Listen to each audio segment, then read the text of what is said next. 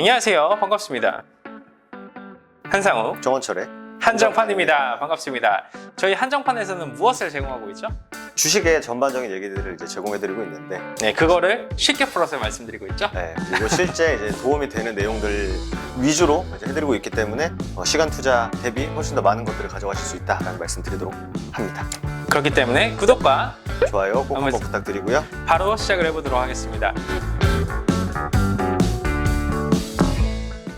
이번 저희가 가져온 이슈는 바로 인플레이션에 관련된 이슈죠. 맞습니다. 최근에 이제 물가도 올라가, 러시아하고 우크라이나하고 전쟁이 그러다 보니까 특정적으로 원자재 가격, 식량의 가격이 좀 지속적으로 가파르게 올라가지고 있는 상황인데요. 그 키워드에 대해서 한번 말씀을 드리고자 합니다. 이 세계 최대 밀 생산 국가가 어디죠? 이제 우크라이나 쪽이 이제 엄청나게 곡창지대죠. 그래서 이거는 이제 짜투리, 이제 우크라이나의 국기가 노란색과 이렇게 파란색이 이렇게 딱 나눠져 있잖아요. 네, 맞습니다. 그게 그 평지에 이제 심어져 있는 농작물과 푸른 하늘이 이렇게 합쳐진 또 국기라고 합니다. 어쨌든 그만큼 우크라이나의 진짜 광활한 거의 뭐 유럽 식량의 제가 알기로는 14%에서 뭐 거의 한 20-30%까지도 뭐 이렇게 커버를 하는 그런 국가라고 합니다. 그래서 이번에 러시아랑 우크라이나랑 싸우게 되면서 이 수급난이 좀 있지 않을까, 식량의 수급이 좀 힘들지 않을까라고 해서 이제 식량 가격들도 엄청나게 올라간 그런 사례입니다. 이 식량 농업 기구인 FAO라는 기구에서 발표가 나와줬는데 2014년도 이후로 최대치로 올라가지고 있다고 보시면 될 것 같고, 식품 가격 지수도 8개월 동안 연속으로 상승을 해내면서 어마어마한 수치를 지금 현재 보여주고 있습니다. 식량뿐만 사실은 아니에요. 러시아 또한 마찬가지로 정말 어마어마한 산유국인데, 그쵸. 지금 미국에서 나와주는 러시아 관련된 제재 부분이 하나 있죠. 그게 이제 석유를 수입을 하지 않겠다라는 키워드이고요. 천연가스 또한 마찬가지로 유럽에서 수입을 하지 않겠다라는 것입니다. 그러다 보니까 뭐 미국에서는 석유와 뭐 천연가스, 비축유 배출해가지고 지금 생산을 다른 국가로 해주고 있는 상황이라고 보시면 될 것 같고, 이 유럽에 쉘이라는 기업이 있는데 쉘이 러시아하고 몰래 또 거래를 했대요. 몰래 거래를 해가지고 걸려가지고 그래서 우크라이나가 이렇게 얘기를 한 겁니다. 너 지금 받은 가스 기름에서 피냄새가 나지 않냐, 우크라이나인들의 피냄새가 나지 않냐, 이런 말을 하다 보니까 쉘이 바로 어떻게 나와줬냐면 나와주는 이익금 전부를 기부하겠다. 어디다 기부하겠다? 우크라이나에 기부하겠다. 라고 좀 말이 나와줬습니다. 말고는 뭐 타개할 수 있는 게 없네요, 사실. 네, 전체적으로 그러다 보니까 기름값도 올라가, 천연가스도 급등해, 밀 가격도 급등해. 그러면서 이제 또다시 올라가는 원자재가 있죠? 그쵸. 이제 또 식량을 말씀드렸기 때문에 이번에는 구리, 알루미늄과 같은 이제 생산에 필요한 것들 역시 지금 값이 계속 천정부지로 올라가고 있습니다. 맞아. 알루미늄, 니켈, 그리고 그쵸. 구리 어마어마하게 좀 올라가지고 있는데, 그 이유가 사실 러시아가 알루미늄 생산을 해내는 이 국가 중에서 탑3 안에 들어가죠. 그쵸. 네, 어마어마하게 생산을 해내는 국가인데, 그러다 보니까 이 원자재의 가격도 천정부지로 올라가지고 있습니다. 인플레이션이라는 건 결국 돈이 많이 뿌려지다 보니까 너도 나도 내가 이거 더 주고 살게, 이거 더 주고 살게, 우리 수요가 너무 많아, 이렇게 하다 보니까 가격이 올라가는 거잖아요. 그쵸. 근데 이제 실제로 그 원자재를 공급을 해주는 국가에서 수출을 하지도 못한 상황이기 때문에 그 원자재가 필요한 국가들에서 가격이 계속해서 올라가지고 있는 상황이 발생되고 있다. 그리고 저번에 저희가 이제 차량용 반도체에 대한 이제 또 영상도 올려놨는데, 그것도 마찬가지죠. 이게 공급될 수 있는 부분들은 굉장히 제한적인데, 이제 소비가 너무 많이, 사람들이 워낙 많이 사니까 이제 차량용 반도체가 이제 부족해지는 것처럼 뭐 구리, 뭐 말씀하신 알루미늄, 니켈 이런 것들도 실질적으로 차에 들어가는 부품들도 있고, 아니면 우리가 뭐 실제로 뭐 이런 전선? 이 안에도 이제 구리도 다 들어가고, 맞습니다. 그리고 뭐 이제 니켈이라고 하면은 이제 친환경 자동차, 맞습니다. 배터리의 이제 핵심 또 원재료이기 때문에 월급 빼고 다 올라가고 있다. 이제 그런 상황이 지금 벌어지고 있기 때문에 코로나로 터진 물가 상승에 이제 거의 뭐 러시아, 우크라이나 이제 기름을 붓는 격이 되지 않았나 이렇게 보고 있습니다. 근데 이게 사실 쉽게 풀리기가 어려운 키워드가 뭐냐면, 우크라이나와 러시아 입장이 너무 상반되어 있는 상황이기도 하고, 지금 상황에서는 아예 이제 이번 기회를 잡았죠? 유럽과 미국에서 이때다 싶어가지고 네. 제대로 제재 들어가지고 있습니다. 근데 지금 푸틴이 얘기를 하는 키워드 자체가 이거는 선전포고나 다를 바가 없다라는 키워드도 있고 지금 우크라이나에 한 15시간 지금 폭탄을 쏘고 있죠. 아, 15시간 폭탄을 쏘면서 민간인 2,000명 이상 사상자가 좀 나와주고 있는데 그러다 보면 당연히 앞으로의 이 규제 상황은 점점 더 타격이 커질 수밖에 없어요. 스위프트에서 배제가 되면서 이런 국가 간의 기업들 간의 거래가 좀 많이 어려워진 상황인데 이제는 이거를 타개를 해내갈 수 있을 만한 방안이 점점 더 작아지고 있습니다. 그 가능성. 그러면 당연히 특정 그 국가에서 생산을 해내고 있고 이 전 세계에 영향을 줄 수 있을 만한 원자재 인플레이션 이슈는 지금부터 다시 계속해서 나와줄 수밖에 없다라는 말씀을 드리고 싶고 원래부터 심했었던 이 인플레이션 이슈가 러시아 우크라이나 이슈로 인해서 훨씬 더 커져갈 수 있는 상황이에요. 그쵸. 그렇죠? 실제로 우리 이제 식탁, 우리가 일반적으로 먹는 음식들에 대해서 막 쌀 이런 것도 있습니다만 체감할 때 이것마저 올라가면은 진짜 대부분의 식품값이 다 올라갔다고 보시면 되는데 그게 바로 라면인가요? 라면 값이 진짜 올라간다라고 하면은 진짜 이제 모든 게 다 올라갔다라는 시그널로도 봐도 된다라고 하는데 사실 제가 이제 업계 사람한테 한 2년 전에 들었어요, 사실.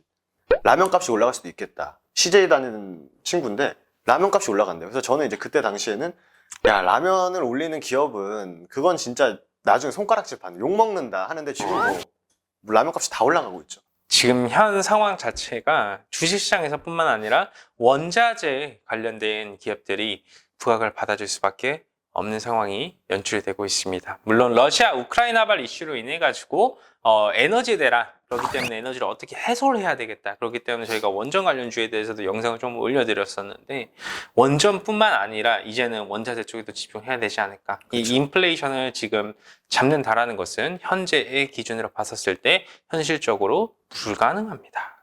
네. 굉장히 쉽지 않고 과거 사례를 보면은 이 물가를 잡으려고 인플레이션을 잡으려고 하는 방법 중에 하나가 금리를 그냥 제대로 엄청나게 올려버렸는데 그거가 만약 발생을 한다라고 하면은 쉽지 않겠죠. 주식시장도 사실 이제 금리 인상 뭐 지금 뭐 50bp 올리니 뭐 25bp 올리니 가지고도 진짜 엄청난 영향을 주고 있는데 이 물가 상승이 굉장히 높다. 그렇기 때문에 금리를 올려서 잡아야 된다라고 하는 또 그런 얘기가 또 나오게 되면은 시장에서는 또 충격을 받을 수밖에 없기 때문에 모든 것은 개입되기 전 자연스럽게 해결되는 게 가장 최우선이고 말씀하신 대로 뭐 구리, 뭐 니켈, 알루미늄 같은 경우에도 사실 지금 주식시장에서도 많이 영향을 좀 주고 있죠. 네.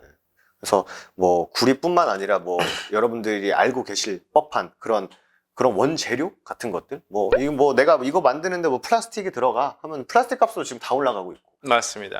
뭐 책상 뭐 이거 철제 들어가 하면 철도 다 올라가고 있고 뭐 이런 상황이다 보니까 시멘트도 올라가서 건설업계들도 지금 난리죠. 그쵸. 그러니까 원 재료를 투입을 해가지고 어떠한 제품을 만든 특히 우리나라 같은 이제 가공 산업을 하는 국가들 있지 않습니까? 그러니까 자원이 없어서 뭐 예를 들어 석유를 갖고 와서 이거를 뭐 정제해가지고 좋은 상품으로 만들어서 되파는 그런 식의 이제 산업 구조를 갖고 있는 특히 우리나라한테는 별로 좋은 게 아니죠, 사실. 우리가 뭐 원자재가 뭐 많이 나는 국가가 아니다 보니까. 맞습니다. 그럼에도 불구하고 주식시장에서는 수익을 내야 되기 때문에 원자재 관련주들에 집중하라라는 말씀을 좀 드리고 싶고요. 자, 우리 그럼 어차피 실수혜를 받는 기업을 뽑기보다는 이런 거는 하나의 좀 테마로 볼 수 있죠? 테마로 볼 수 있기 때문에 간략하게 기업만 탁탁탁 한번 찍어볼까요? 그렇죠. 식량하면 딱 떠오르는 기업이 있지 않습니까? 많은데 사실 지금 우리나라 시장에서 이제 미래생명자원, 뭐 팜스토리 이런 기업들이 러시아와 이제 영향을 받으면서 같이 올라갔는데 저번 주 금요일 날 또 이제 새로운 기업들이 또 우수수 쏟아졌습니다. 효성 OMB, 조비, 네. 경농 다 올라가지고 있는데 이게 이제는 사실 그동안 많이 올라가줬었던 미래생명자원 같은 기업은 좀 조심하라라는 말씀을 드리고 싶고 후발로 좀 올라가지고 있는 효성 OMB, 뭐 팜스토리 이 정도가 좀 합리적이고 타당하지 않을까라는 말씀 좀 드리도록 하겠습니다. 미국에서 이제 추가 제재 들어가 하면서 원유 가격이 급등해 버렸습니다. 네.